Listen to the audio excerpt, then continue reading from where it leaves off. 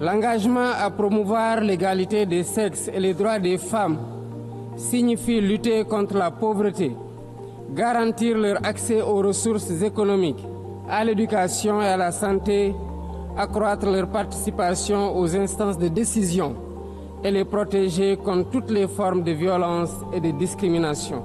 Après ces propos de Bassirou Diomaye Faye à l'Assemblée générale des Nations unies, des militantes féministes sénégalaises appellent le gouvernement à poser des actes concrets, on t'en dit plus.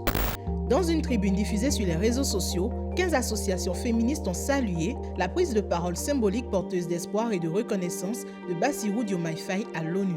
Le président sénégalais a appelé à renforcer l'égalité entre les femmes et les hommes, à promouvoir l'autonomisation des femmes et à intensifier la lutte contre les violences fondées sur le genre. Les militantes féministes appellent le chef de l'État à traduire ses engagements internationaux en politique publique audacieuse et inclusive. Pour elles, le Sénégal est encore loin d'atteindre l'égalité des sexes défendue par le président sénégalais à l'ONU.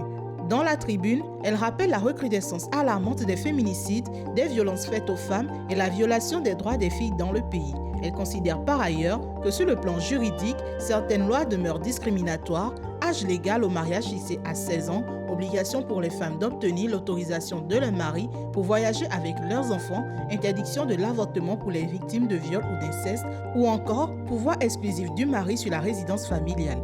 Sur RFI, Dr Ndeye Kadibabou, coordonnatrice du réseau des féministes du Sénégal, souligne que moins de 15% des postes de nomination dans les 2 derniers gouvernements sont occupés par des femmes. Alors qu'à New York, le président a insisté sur l'importance d'une représentation significative des femmes dans les instances de décision. Par ailleurs, 53% des cas de viol sont classés sans suite ou ont fait l'objet d'un non-lieu.